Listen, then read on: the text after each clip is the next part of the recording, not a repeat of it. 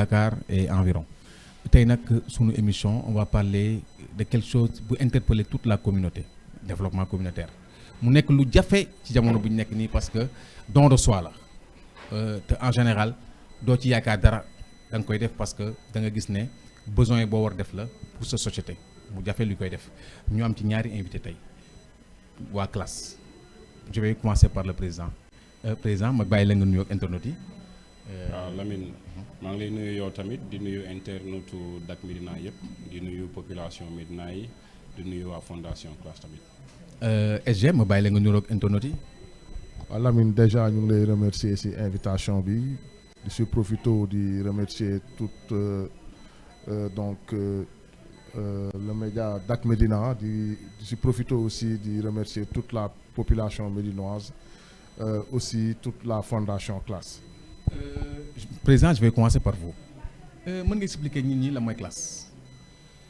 waaw classe acronyme yi rek déjà cellule locale d'appui de solidarité et de sécurité donc classe fondation la boo xam ne dañ ko taxawal biir Médina en avril de cette année 2022 donc ñu am ay programme ay activités surtout benn état d'esprit ak benn changement boo xam ne bëgg nañ ko indi Médina bëgg ko jaarale ci biir classe donc pour tontu bu gàtt rek loolu mooy intention yi yu classe. La première question qui me vient à l'esprit, pourquoi le choix de la fondation au détriment de l'ONG? Fondation boo xoolee sensibilité bi mu am surtout ci côté social c'est beaucoup plus pertinent c'est beaucoup plus parlant c'est beaucoup plus solidaire c'est beaucoup plus entraide boo xoolee comme tu as dit am nañu option wu ONG am nañu option wu fondation mais li ñu bëgg mooy dugg ci nit ñi parce que boo xoolee logo wu classe yaa benn loxo buy jàpp benn xol nii donc loolu c'est tout le message qui résume idée fondation bi parce que on veut toucher le cœur des gens parce que xam nañ ni relation humaine foofu lay commencer wee donc on a voulu faire une fondation on a voulu parler aux gens d'abord avant de pouvoir commencer à travailler sur les changements. Tu sais fondation bëri na ay type c'est caritatif. waaw c'est juste. ma ñëw ci SG mën nga expliquer comment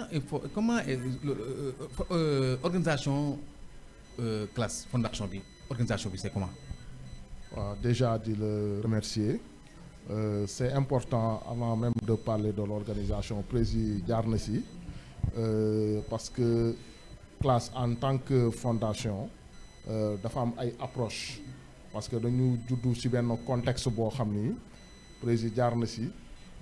Donc sunu naissance c'était le 17 avril dernier le 17 avril ñu marqué ko benn événement boo xam ni événement bi dafa am solo parce que on a organisé un ndogu général boo xam ni ci ay contexte lañ ko organisé c'est-à-dire yooyu noonu on était au moment de la carême en même temps le ramadan mu coïncider donc ñu organiser ndogu boobu noonu invité ci un imam invité ci aussi un prêtre loolu aussi ça veut tout dire parce que aujourd'hui message yooyu noonu tey au niveau que ça soit au niveau de la Médina et au-delà même de la Médina ñu ngi lancer message pour le vivre ensemble parce que lépp ci dafa am ay valeurs yoo xam ni président wax na ci léegi ce sont des valeurs fondamentales yu am solo mooy la tolérance la solidarité l'entraide déjà thématique yooyu lañ jëloon def ko comme thématique gu ndogu général bi donc concernant ces questions particulièrement sur l'organisation de classe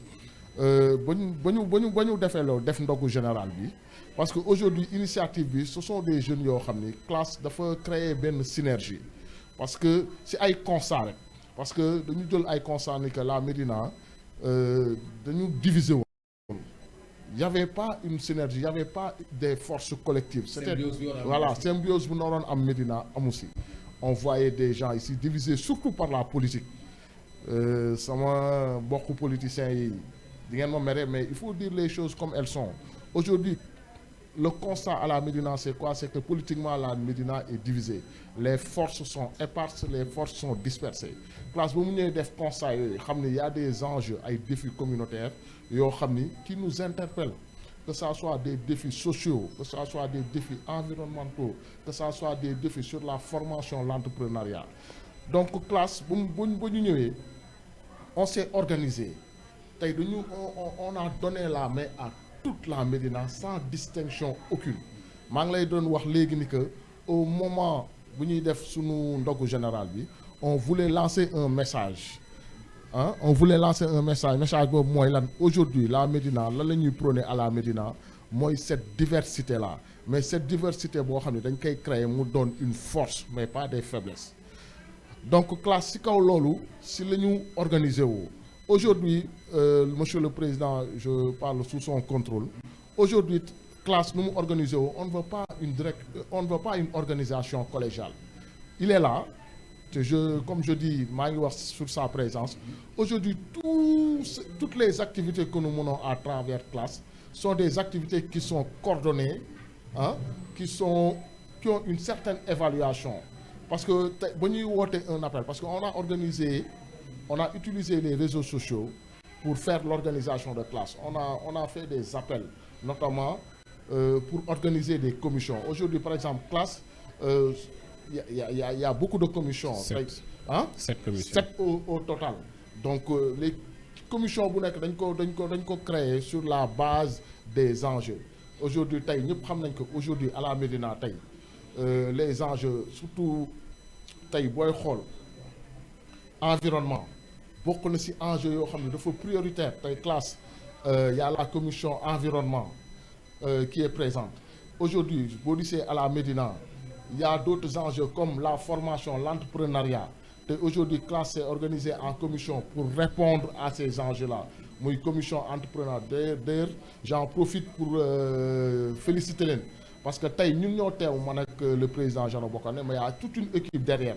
Déjà, concernant nos activités, aujourd'hui, la commission formation entrepreneuriat, on est en train de faire une activité concernant la formation notamment, et ce sont des formations gratuites, notamment en anglais et en informatique. Parce qu'aujourd'hui, aujourd'hui, ce sont des outils incontournables l'informatique. Notamment l'anglais aussi, c'est une langue incontournable. Il y a une commission, donc il y a la commission aussi sport, culture, parce que vous nous faites que Médina aussi sur le plan culturel, c'est benn kii bu particulier là parce que Médina à la base c'est une diversité culturelle qui est très riche, enrichissante. Ethnie yëpp a ngi fii et puis cosaanu Médina aussi il y a la culture lébu tout ça mais yëpp dañ ko war a enrichir mais aujourd'hui on voit que malheureusement jiitaluñu loolu parce que mooy lu mu la doon wax nous sommes divisés alors qu'on ne devrait pas être divisé. L'important pour nous aujourd'hui au niveau de classe, moi à travers toutes ces commissions-là, nous devons synergie au bloc et aller vers l'essentiel et aller surtout vers les enjeux qui nous attendent et qui nous interpellent. Ok. Président, la question que je voulais savoir, pourquoi l'opportunité? Qu'est-ce qui a créé l'opportunité de la Fondation? Pourquoi cette opportunité-là? Je pense que la question est assez simple à répondre. Opportunité, c'est qu'on a fait des constats.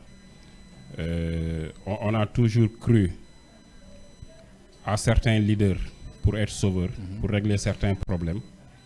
On a toujours cru aux politiciens pour être des libérateurs. Structurellement et économiquement, nous sommes Sénégal et les pays africains. Donc, on s'est dit pourquoi pas une population qui a une expérience qui a responsabilités, des qualités. Pourquoi pas nous apporter une contribution sur le côté développement, surtout développement Médina. Donc on s'est regroupé, avec des experts dans plusieurs domaines. Donc pour mener les leaders, les politiciens, ils ne sont pas tous des leaders, mais la plupart du temps, on confond un politicien par un leader. Le politicien n'est pas nécessairement un leader. Pas tout à fait. Mais logique pour logique, un politicien doit être un leader. Logique pour logique. Voilà. Donc c'est ça parce que nous devons être quelqu'un qui a fait voix. Wow. Tout fait qu'il c'est que le politicien, il se dit politicien, mais il ne l'est pas. Malheureusement, comme je l'ai dit, je suis politicien qui est leader. Et je suis képp ku toog rek nekkoo politicien doo leader tamit. Donc ñun je pense que am na benn contribution boo xam ne war nañ ko apporter surtout par rapport ak jeunesse bi nekk suñu ginnaaw suñu rakk yi suñu ñëpp pour montrer l'exemple pour mun leen won ni c'est possible.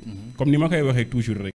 Et il faut rêver. Donc bu ñu wàccee ci terrain bi comme disait Hayabadrom, il faut rêver. C'est exactement ça. Tout commence par le rêve. Exactement ça. Tout commence par le rêve. waaw donc bu ñu amee ñun fu ñu teg ñu ñëw wàcc sur le terrain nekk ak jeunes yi di waxtaan ak ñoom di leen dellu si di leen won ni que c'est possible. On a commencé fii comme yéen mais il y a une question d'engagement.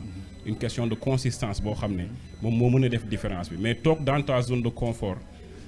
Les choses ne vont jamais changer. Donc loolu moo justifier classe. Bon mu nekk benn geste mu nopp parce que li ma dégg mooy dafa mel ni ça dafa am benn faillite politique boo xam dañ ko xam faillite sur le plan politique. moo tax peut-être moo leen jël conscience. Mais il y a un problème qui est là je ne sais pas comment vous avez fait pour juguler cette chose là dafa am fracture boo xam dafa am qu'on le dise ou non entre un peu Gibraltar Centenaire ak Médina. yow nga def quelque chose pour créer cette symbiose là. Ça n'a pas été facile je pense. C'est pas facile ba tey sax c'est un combat parce que je pense que loolu man.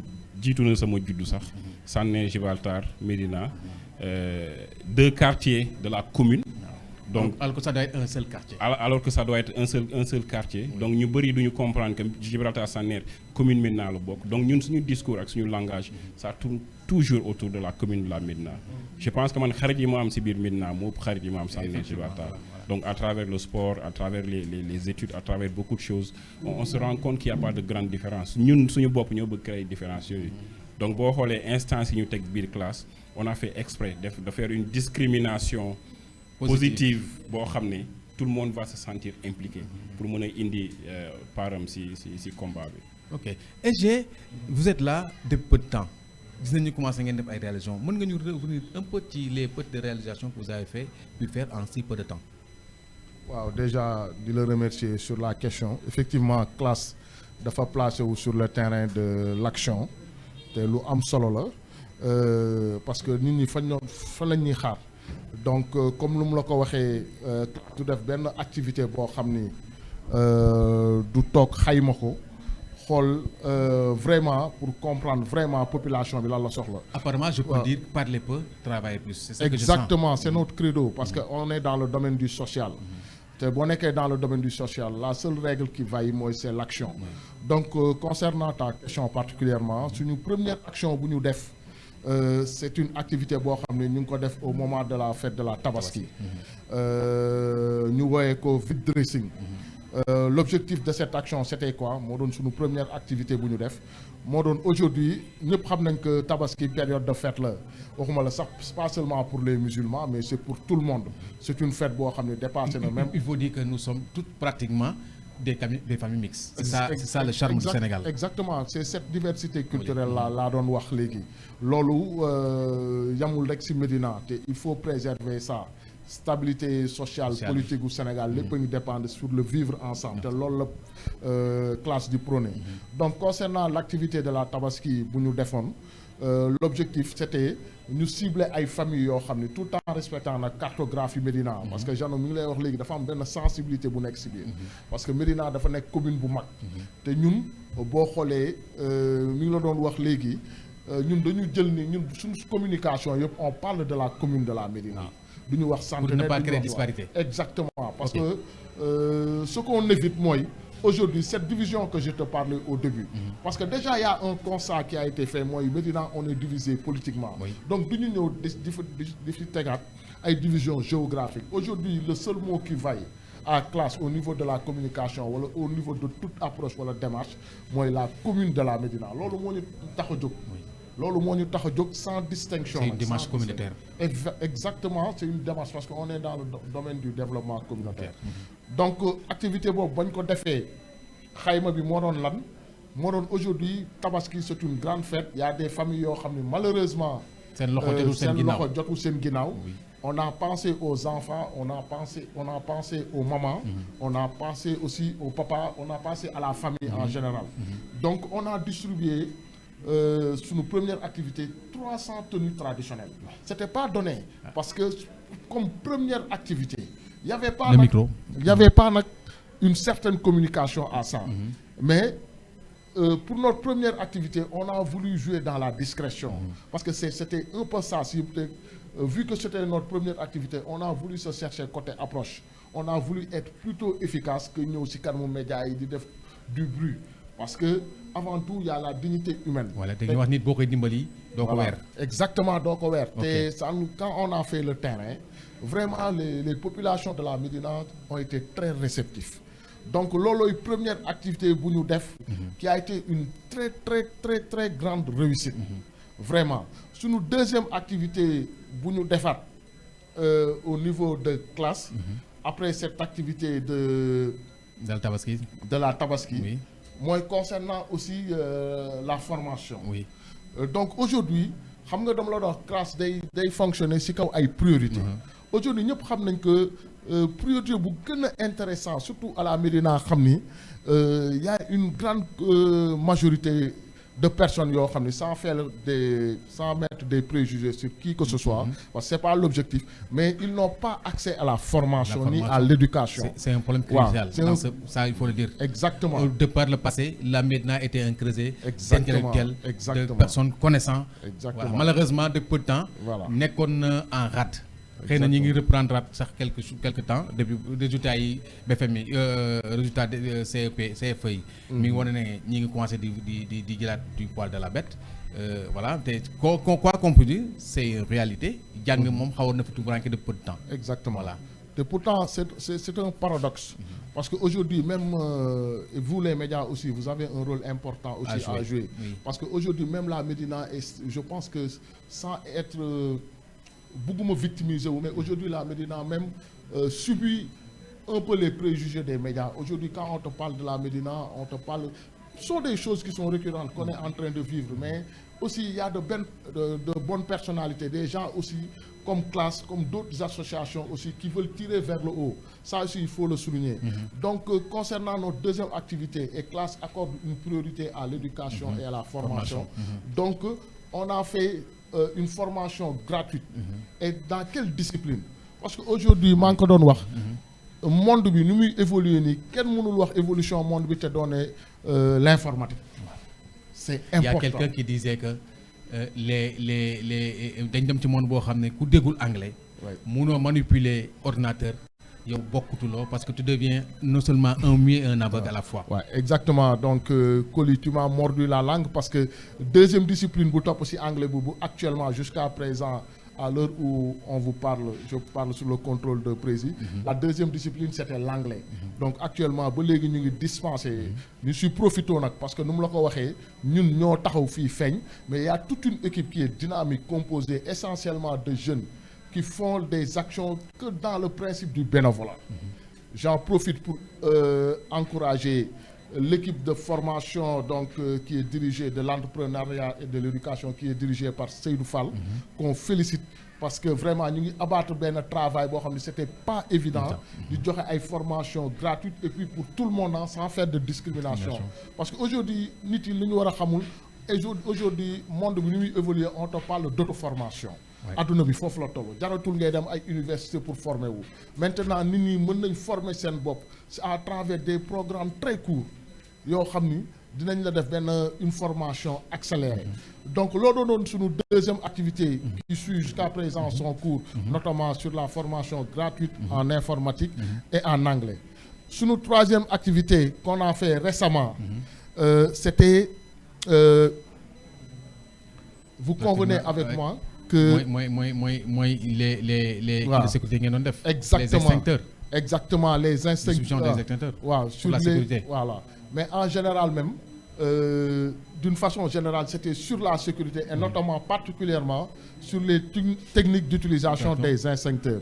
Nous en profitons même parce que moi j'ai participé à la formation Prési a participé aussi à la formation avec tous les parce que l'objectif de cette activité c'était quoi xam nga actuellement le problème de la sécurité dafa nekk loo xam ni dafa c'est primordial exactement tey te nit ki mënatul toog d'une manière individuelle rek garantir sécurité am la sécurité donc des gens dépend, c'est que interdépendance. Interdépendance, parce que la sécurité maintenant dafa interpeller ñëpp. Exactement. Surtout dans le monde où nous vivons. Exactement. Voilà. Nous en profitons même pour remercier notre formateur, monsieur René Bokandé, donc qui est expert donc en sécurité. Vraiment mu doon formation boo xam ni cible yi ñan la woon parce que ba ñu xayma biir classe parce que nu mu la koy wax classe du def benn activité boo xam ni du amul avant tout benn travail de suivi évaluation en amont bu ñuy def tey ba ñu xayma on a fait une réunion entre nous waxtaan aujourd'hui parce qu'on avait reçu 25 instincteurs mais 25 instincteurs yëpp mënuñu ko joxe dans toute la Médina donc bu boobaa du am impact aujourd'hui dañ ne ñan ñooy cibles yi aujourd'hui ñan ñoo gën a prioritaire te classe c'est juste pour te dire la démarche classe nu muy fonctionner. Il y a un comité scientifique bi nga xam ne chaque fois ñooy xayma affaire yi. C'est une démarche participative. Exactement, une démarche participative. Looloo sànq bala wax ci organisation classe c'est pas une démarche collégiale. Oui. Décision yi du jóge ci kaw di wàcc. Décision yi on la démarche participative bi nga wax dafa am solo ci organisation classe. C'est ce qui est à la mode maintenant. Je parle sous le contrôle du président. Des fois day am réunion moom ci boppam. mooy mais gars il faut prendre la parole. Il est le président, il est l'autorité morale. Mais il ne veut pas prendre la décision. Il veut que tout le monde participe à la décision. Donc j'en profite juste pour cette parenthèse-là, moi aussi, parce que sans que tu parlais de leadership, et il est important aujourd'hui, benn dëkk comme Sénégal, qu'on cherche choisir les leaders, les places qu'il faut, les hommes qu'il faut, à la place qu'il faut. Malheureusement, c'est ce qui manque dans notre pays. Président, ci seen démarche fan yi def ngeen quelques activités mais ñetti activités yi nga def ban moo ci gën marqué et pourquoi.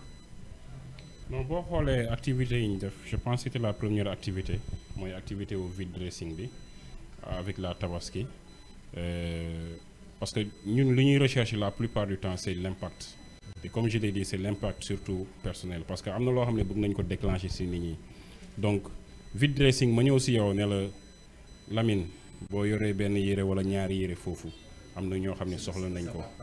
Exactement solidarité ak entraide. Partage et ça c'est da ngay jàpp ne loolu dafa bokkoon ci li nga xam ne moo ñu doon mandargaal suñu ay qualité la bokkoon. depuis toujours mais depuis peu de temps. bu ñu waxee mi ngi gérer boppam. Voilà donc ça c'est vrai parce que on vit en communauté. waaw mais depuis peu de temps on est en train d'aller chercher ailleurs ce que nous ne devons pas être. Exactement. c'est l'individualisme. Exactement ñu cultiver. Exactement. Ok allez-y. donc boo xoolee Lamine boobu yëkkati ay yéreem. ñu dem seeti diw Malick ne ko am lii. Malick xam na ni ñun jënduñu ko. benn mbokkam wala benn frère am wala benn xaritam bu dëkk Médina moo ko jox donc consolidation boobu ñuy créer waat ak reconstruction boobu ñuy créer waat au niveau social. c'est pour man li nga xam ne parce que man dugg naa ci kër yi on a fait le tour de toute la Médina dugg naa ci kër yi j'ai vu les émotions et c'est des choses yoo xam ne ça va droit au cœur et ça nous rassure sur notre démarche donc pour man boobu moo gën a am impact ci li ñu defagum bien que toutes les autres activités sont très importantes. Certainement vous avez des objectifs. Bien sûr mais objectif bi nga xam ne mooy objectif à court terme ce serait quoi. Court terme il y a beaucoup d'objectifs hein. Oui. damay jéem a xool objectif bi nga xam ne moo gën a am impact parce que on parle tout le temps d'impact. li ñuy def nii c'est des activités yoo xam ne peut-être jeunesse bi ñi ngi nekk ci benn routine boo xam ne ils n'arrivent pas à voir le bout du tunnel. ñi ngi nekk ci seen zone de confort. donc quand on parle de zone de confort c'est yaa ngi ci lenn loo xam ne doo jàng. c'est pas pérenne. c'est pas pérenne comme on dit li may jàng moo ëpp solo li ma xam donc ñu jéem a déclencher jeunes yi pour ñu xam ni. y a quelque chose à faire aller à la quête du savoir. nañ ci dem mënoo yeewu chaque jour yi def les mêmes activités suba bu amee benn fondation classe bu ñëw xam nga gësam lu tuuti ñëwul ñu def anglais gësam lu tuuti ñëwul ñu def lii gësam lu tuuti ñëwul xool nañu xool environnement bi nañu xool sécurité bi. nañu xool ñi nga xam ne peut-être ñoom ñoo nekk ci biir classe ay modèle du ma la wax modèle de succès sax mais ay modèle de guerrier yoo xam ne foofu pour ñu mën a woon booy yi que mën ngeen ko def. C'est possible. Donc nous on c'est surtout. Faites rêver comme disait Barack Obama. Oui, un rêve possible. Ouais. Parce que rêve yi dañuy concrétiser wu par rapport ak ñun. Donc loolu c'est un objectif court terme boo xam ne bëgg nañ yee booy yi ci loolu. bëgg nañ ñu xam ni c'est faisable. C'est possible. C'est possible. Comme disait Barack Obama encore. Exactement. Voilà, yes possible. we can. Yes we can. Bon, et c'est important de le dire parce qu'en fait, le fait, comme on dit, tout commence par le rêve. Donc c'est important. Mon sociologue là, il est un peu philosophie. On dit tout commence par le rêve. Et donc les jeunes doivent rêver.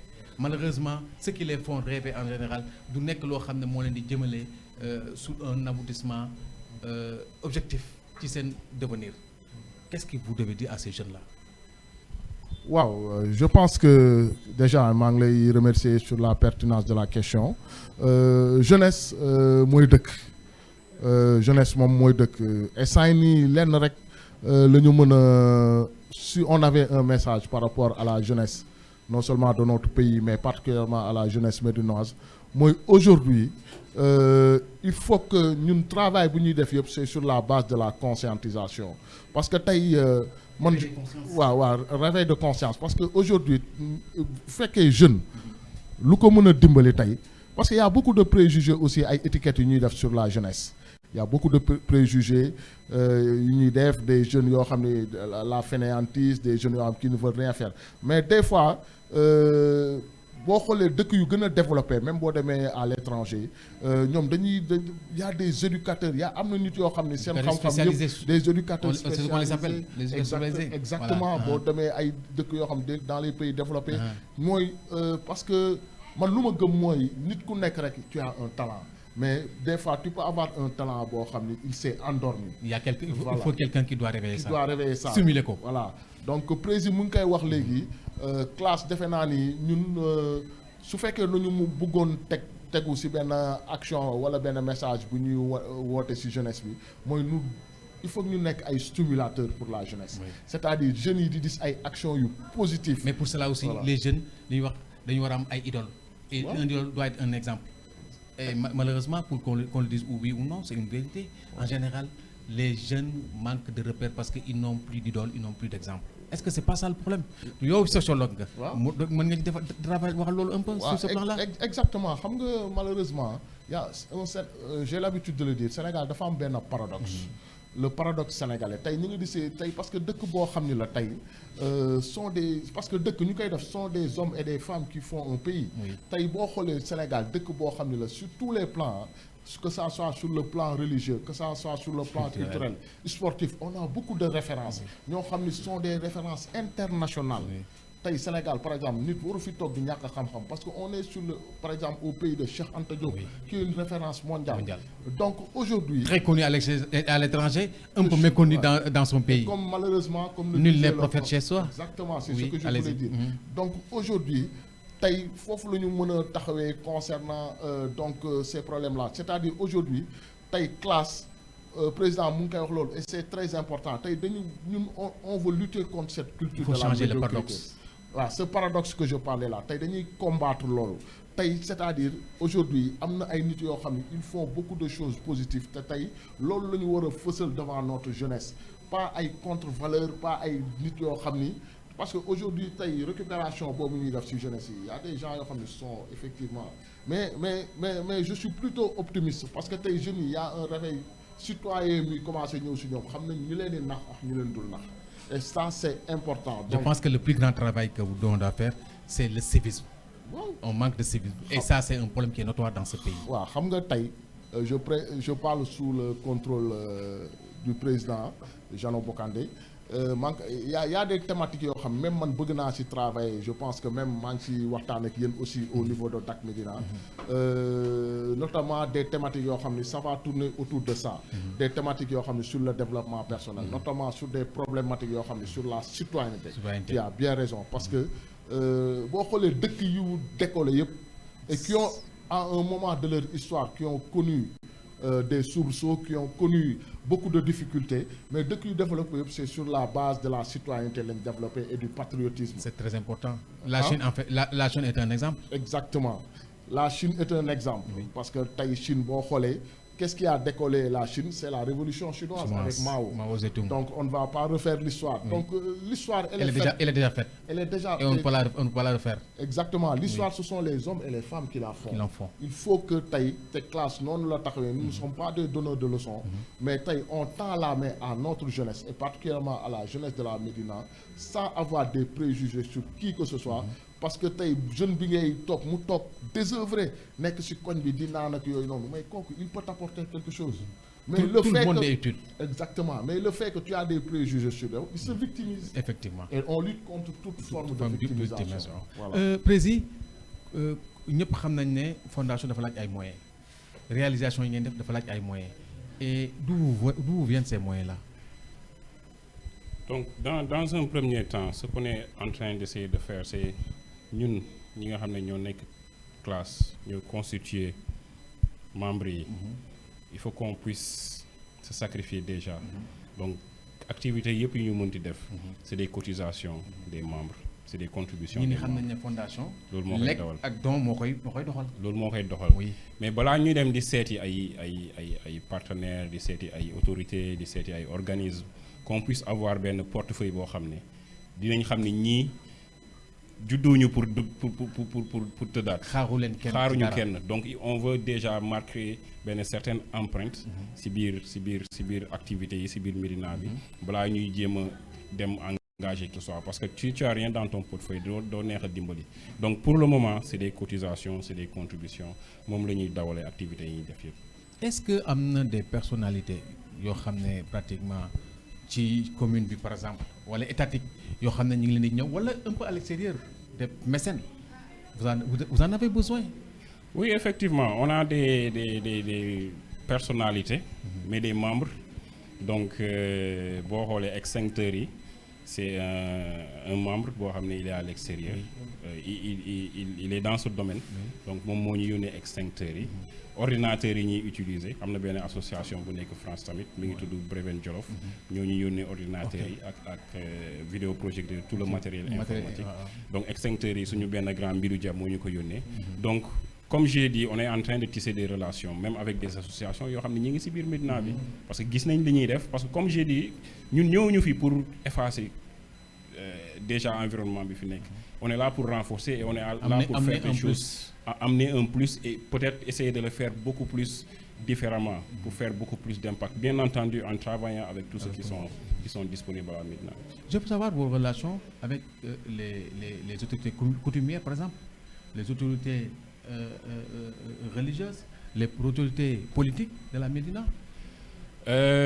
Autorités coutumières et religieuses, je pense qu'il y a 2 samedis. On a fait le tour des Djuma qui sont à la Médina. Je pense qu'on a fait le tour de 6 Djuma. Moi personnellement, maa fa dem ak équipe bi. Toog présenter leen classe, wax leen suñu ambition. Ba pare inviter leen tamit ci liggéey bi. Donc ils ont beaucoup apprécié et comme je le dis tout le temps maa ngi koy waxaat c'est un impact boo xam ne moom la ñu bëgg a créer. ci biir Médina. C'est un nouveau élan, un nouveau dynamique. Exactement ku nekk mën ci gis sa bopp ku nekk mën ci participer.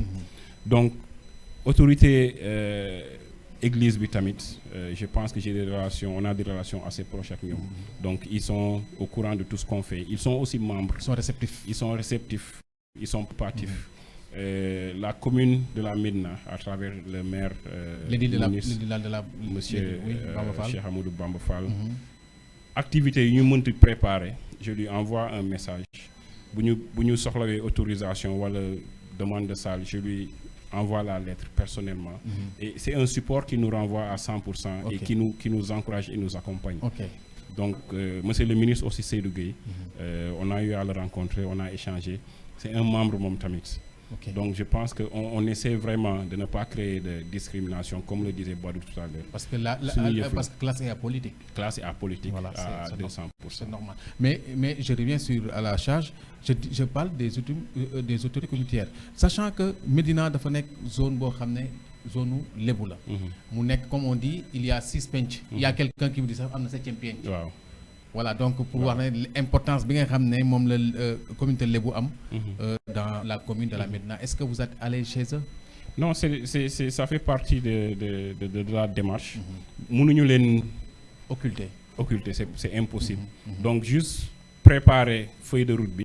Préparer visite yooyu. Préparer contenu conversation bi ñu nar a yóbbu foofu. Préparer demande yi ñu soxla ci ñoom. Parce qu'on a besoin de leur support aussi ba pare être prêt à être à l'écoute pour déglu lan la ñuy yokkal ñaan yi ak lan la ñu soxla ci ñun. SG au sortir de cette formation là lan moo nekkat ci kanam loo xam ne bu ngeen ci jógee formation yi ngeen xam ne moom ngeen di def nii mu ñaar yi nga xam ne dafa nekk actuellement muy formation anglais ak informatique ak surtout ce qui est de sécurité bi nga doon def ban projet moo nekk enviable. Monsieur Coly déjà di la remercier ci question bi parce que effectivement classe nu mu la ko waxee tey bu fekkoon dañuy xayma c'est sur le champ de l'action te wax dëgg yàlla instant yi nii ñu ngi déjà saa ñu paree benn activité rek clore ko ñu ngi jubluwaat ci beneen activité aujourd'hui par exemple dans le court terme nii ma lay wax parce que maa ngi la ko doon wax léegi la question de l'éducation et de la formation est fondamentale de même que la question de la petite enfance je le précise président mu ngi lay wax léegi on a noué benn partenariat bu classe am ak benn association boo xam ni su loolu lay yëngu déjà ñu profitons ci antenne bi di lancer un appel solennel que la prochaine activité de classe ce sera pour la rentrée scolaire on va organiser une grande collecte de fournitures et de vêtements qui seront destinés aux enfants et aux adolescents parce que classe toujours day am benn continuité ci démarche am mooy aujourd'hui bëgguñu def benn discrimination aujourd'hui bëgguñu que aucune couche notamment les couches vulnérables soient marginalisées donc ñuy woo un appel à toute la population de la Médina. C'est pour magnifier la solidarité. Oui, c'est pour magnifier la solidarité et toujours l'entraide. Donc cette collecte-là, elle est ouverte. Il y a le président de la commission sociale sànq yaa ngi may wax ci organisation classe ma ne la commission yi ñu def yëpp dañ leen def sur la base des enjeux et des priorités du moment et en fonction aussi de la demande de la population. Donc aujourd'hui la commission sociale qui est gérée par un collègue qui est Yaya Niass donc aujourd'hui donc comme nu mu leen ko waxee classe mi ngi préparer activité boobu ce sera pour la prochaine rentrée pour permettre notamment cibles yi comme nu mu la ko waxee ce sont les enfants adolescents yi parce que ñu bëri bu ñu fàtte ni que l'école c'est pas un lieu de discrimination mais malheureusement aujourd'hui de sociabilisation fa laa bëggoon ñëw mais malheureusement aujourd'hui tu vois ces disparités au sein de l'école parce que xale bi tey bu fekkee nekkulee dans les conditions optimales mooy au niveau de son environnement direct xale bi bu nekkee bu fekkee nekkul dans des conditions optimales productivité bi du am école il y a beaucoup des enfants wala ay adolescents yu nekk collège qui souffrent de ça parce que aujourd'hui seen famille tey seen camarades yi bu ñu indee ay livres ay cahiers ñoom du ñu am sax ces moyens là donc classe toujours dans cette continuité ñu ngi lancer un appel pour cette grande collecte là soit une grande réussite pour permettre fourniture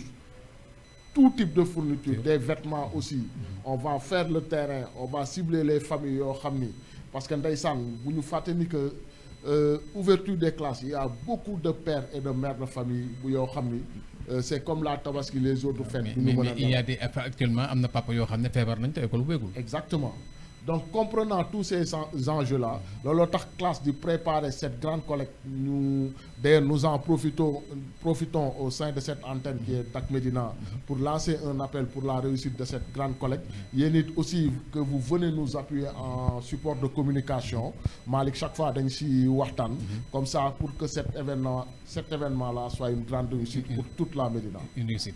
Président, vous avez du pain sur la planche. Comme on dit, c'est pas facile, c'est pas donner n'importe qui. Être au service de la communauté, c'est être au service de la chose la plus importante. Bu ñu interpeller ñun ñëpp ñu bokk ko. C'est pas facile, comme je dis. D'où vous tirez cette énergie là. Bon, li may wax rek mooy am na loo xam ne suñu borom daf ñu ko may. Pour man li ma gëm daf ñu ko may pour qu'on puisse faire des différences. Donc qualité yooyu ak don boobu ak lu mu mënti doon. Le don de soi. Le don de soi, il faut qu'on fasse que les gens en profitent là parce que bés bu ñu fi suñu borom jëlee rek mënuñu dem ak moom donc que les gens en profitent que ñu mën comme on le dit wone l'exemple comme gis naa ne da nga bëgg Obama donc lead by example donc lu ñu wax rek ñun ñu jiitu si. bu ñu nekk leader yoo xam ne dañuy bumax booy yi def leen ñun ñu yor discours bi rek donc c'est très très très important que lépp lu ñuy wax rek ñoom ñu mën ko gis ci ñun donc moo tax énergie bi du mës a dañ en plus c'est une passion waaw bu dul ASC bi Saner Gibraltar bu dul académie bi bu dul classe y a d'autres activités yoo xam ne tam on est dedans et on essaie de faire notre maximum. ok da nga ma dugal ci sport on va terminer par là parce que ñu ngi ci dernière ligne droite bi ASC Gibraltar yaay président bi nawetaan qu'est-ce que ça vous dit maintenant. nawetaan saa yi ñu si waxtaanee rek damay ne pour man gisuma ban valeur lay ajouter population yi déjà jeunesse bi parce que c'est totalement dénaturé parce que mënatuma jël risque jël ay xale yóbbu leen. y a la violence.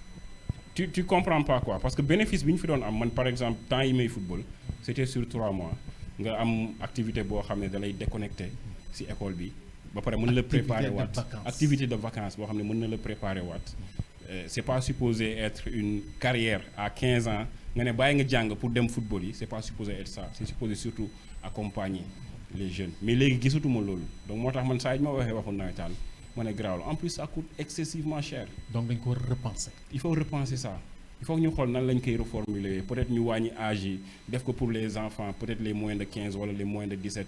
mais ñi nekk ce sont des carriéristes. pardon ñi nekk ci nawetaan léegi ay carriéristes lañu. waaw politicien bi mooy ñëw dëkk ci koñ bi bëgg a am carrière politique. waaw nekk président bi pour am benn ascension. waaw ñi ko yor ils sont là 20 ans 15 ans 30 ans c'est les mêmes personnes lépp lu ñu am ci nawetaan moo la ko jox est-ce que ñooñu ils vont démordre je ne pense pas. c'est un combat comme on dit rien n'est facile donc ñun dañuy xool suñu jeunesse lan la ñu jaral ba pare ñu bëgg leen teg ci yoon parce que comme je dis ñoom ñoo fiy nekk suba donc il faut pas que demain on ait des leaders yi nga xam ne amuñu qualité bi jànguñu ko amuñu expérience bi amuñu sañ-sañ bi il faut pas qu'on laisse ça arriver donc ñun ñooy xool lan la ñu jaral ñu xeex teg fi les bonnes structures pour préparer le futur. mais il y a quelqu'un qui disait que nawetaan li muy drainer ci énergie de jeune avec jeunesse dafa laaj ça day tekki vigueur dynamisme on a ça on n'en profite pas pour yóbbu ko ci pour def ko mu nekk quelque chose d'économique sur le plan économique. exactement est-ce que c'est pas un gâchis. non c'est du gâchis parce que man bu ma xoolee engagement wu jeunes yi comme tu l'as dit énergie bi ñu siy dépensé pour mu nul wala mu mujjee si ay xeex ay saagante ay animosité si biir benn communauté à la fin de la journée amul sens donc loolu war nañ ko mën récupérer traduire ko en quelque chose de productif quelque chose de positif boo xoolee ñu naan la pyramide de Maslow. oui les besoins psychologiques oui. les besoins physiologiques yegguñu foofu. effectivement donc il faut qu'on arrive à traduire cette énergie là cette ambition en quelque chose de productif pour que nit ki à la fin de la journée mu mën si gis boppam mu bañ a utiliser genre structure yooyu pour arriver à ses fins. donc c'est quelques personnes qui utilisent la masse pour leur propre personne. Malheureusement, en général, les politiciens, c'est la même chose qu'ils font. On pensait qu'en général, le sport, dafa nekkoon loo xam ne day dindi discrimination boobu on retrouve ça du sport. waaw non parce que man boo xoolee bi ma jëlee ASC bi la première chose que j'ai dit c'est que animosité par exemple entre Entente Saner Gibraltar ak déggoo dootul am. dañ doon jouer ak déggoo pour dem stade wala pour jugee stade problème la bopp yi toj tànk yu damm yooyu moo si am. c'était un problème. j'ai pris mon courage ma dem seeti waa déggoo dem seeti président bi Mame Bétir ma koy nuyu de passage. kade déggoo di finalu ma dem seeti leen waxtaan ak ñoom encourager leen. dirigeants yi ñu am ay relations yoo xam ne léegi. c'est autre chose. C'est des relations civilisées. Civilisées. Santhiaba, Dames, Ngaraaf, Koussoum tous les quartiers relation boobu laa am ak ñoom tey te xam naa ni suba peut-être nawetaan bu amoon du ma ne animosité ak violence bi du am mais au moins ñun dox nañu loo xam ne dina ko atténuer. Malheureusement genre dirigeants yu mel ni yow bëreetuñ ci nawetaan parce que ay carriéristes ak ay politiciens ñoo ci gën a nekk c'est pas des passionnés de sport ñoo ci gën a dugg ma jox la kaddu gi nga wax sa dernier mot par rapport ak émission bi ak lan ngay tàggoo. waaw déjà di leen remercier donc pour cette invitation avec le président donc Jeannot Bokandé de nous avoir surtout permis aujourd'hui donc c'est très important que classe parce que mooy lu ma doon wax rek classe c'est pour la Médina te y a une chose qui est très importante aussi su sunu approche bi mooy approche participative et aussi le développement inclusif et aussi le développement communautaire donc je fais un appel solennel donc à la population de la Médina que aujourd'hui classe si lu muy liggéey rek c'est pour l'intérêt général donc nous aujourd'hui sànq ñu ngi koy wax c'est un engagement boo xam ni c'est un engagement boo xam ni il n'est pas orienté c'est un engagement boo xam ni benn cible la ñu am muy la population de la Médina sans parti pris donc aujourd'hui inchallah les prochaines activités dinañ def ba nga xam ni aujourd'hui la Médina qui est une grande commune et tout à l'heure maa ngi doon y a un certain paradoxe mais aujourd'hui notre objectif principal mooy rehausser l'image de la Médina c'est-à-dire aujourd'hui aussi c'est de combattre tous les préjugés bu ñuy teg ci Médina que tey am na ay doomu Médina am na ay mag ndaw sans distinction parce que soxla nañ toutes les générations ça aussi ci démarche classe yi la nekk parce que aujourd'hui du question des jeunes rek parce que aussi effectivement des forces vives parce que boo xoolee tey am na suñu ginnaaw aussi ay sages yoo xam ni c'est un comité de sages yoo xam ni chaque fois tey ñoom ñoo ñuy dañuy dem ci ñoom di waxtaan ak ñoom c'est ça aussi cette démarche participative et inclusive donc aujourd'hui donc sur loolu laay terminer nous appelons toutes les forces vives de la Médina à rejoindre les actions utiles les activités utiles de notre fondation.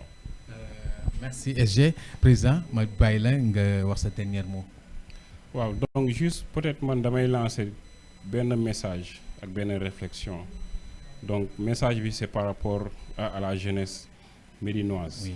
Par rapport à l'ambition que j'ai personnellement li ma bëgg mooy ñu créer ay leaders à la Médina parce que pour man leader yooyu ñooy def différence donc man kese leader la y a une centaine de personnes qui sont derrière moi bu ma yëkkatee loxo ñu yëkkati loxo bu ma wàccee loxo ñu wàccee loxo pour man loolu amul sens. Il faut créer d'autres leaders. Je veux m'entourer de personnes qui sont plus qualifiées que moi qui sont plus expérimentés que moi qui sont plus courageux que moi ragaluma ko donc ñooñu à la fin de la journée c'est ces gens-là qui vont faire le succès donc mentalité boobu laa bëgg booy xam jeunesse bi xam pour ñu xam ni on est prêt à se donner pour ñoom deuxième réflexion bi suñu borom si li mu créé lépp am na tur boo xoolee y a les animaux il y a les choses, il y a la faune, il y a l'être humain. Un mot composé d'un verbe et d'un qualificatif. Être humain. C'est un verbe. Donc, mënuñu nekk nit ba pare bañ a def yëfu nit. Il faut qu'on soit. dañu nar a être. yow philosophe nga on dit l'homme est un animal social. L'homme su fekkee ne c'est le social bi doo ko dindi il devient un animal. Exactement. Oui. Donc être boobu nekk ci être humain bi dañ ko war a dund en communauté. Tolérance, solidarité, partage, waxtaan xam nga baalante nekk. ci la ñuy mën a jàng ci la ñuy mën a màgg. Oui. Donc être humain anglophone bi sax human being lay wax donc nañu bàyyi xel ci loolu te xam ne ñun dañu am mission bu ñu fi bàyyi. Donc tous missionnaires. Exactement. Qu'on y réfléchisse, qu'on puisse apporter notre pierre à l'édifice comme je le dis tous les jours. Donc di remercier waa Dak Médina ci invitation bi di encourager classe mënuma lim classe je pense que on est à peu près 250 membres yoo xam ne ñu ngi ci groupe bi di inviter nit ñi itam pour ñëw c'est pas fermé on a des commissions on a 7 commissions donc réflexion yi comme Badou li nga ko waxee c'est pas une décision pyramidale on est tous ensemble on est là pour réfléchir di remercier aussi population Médina yi di wax encore une fois on est là pour la Médina et on est prêt pour la Médina. mbokk yi dégg ngeen li nga xam ne dañ ko fi wax être au service de la société être au service de la communauté n'est pas donné n'importe qui il faut nga am xol bu yaatu savoir le partage classe partage moo tax ñu def li ñuy def. joxe la defee le son de don de soi c'est pas donné n'importe qui kon nag dafa nekk loo xam ne ñëpp war nañ leen rejoindre ñi leen mënu rejoindre war nañ leen jàppale parce que def ci defal sa bopp la parce que la société ñun ñëpp ñoo ko composé et c'est le tout qui fait le monde ñu jox rendez-vous prochainement ak yenn invité ñu ngi jéggalu nag ci retard bi ñu am tuuti parce qu'on avait des soucis un peu loolu moo tax ñu retard ñi ngi jéggalu ñi nga xam dañ doon suivre safar bi ñi ngi ci pour la communauté mouride ñi ngi leen di accompagner ci seen ay safar di leen ñaanal ci nga xam ne moom lañ jëm muy màggal gi ñu yegg ceeg jàmm chauffeur yi def leen ndànk bu leen yokk paas bi parce que taalibe nañu bëgg dem te dañu war a yegg ak jàmm ñu ngi jox rendez-vous prochainement ak yeneen invité wasalaam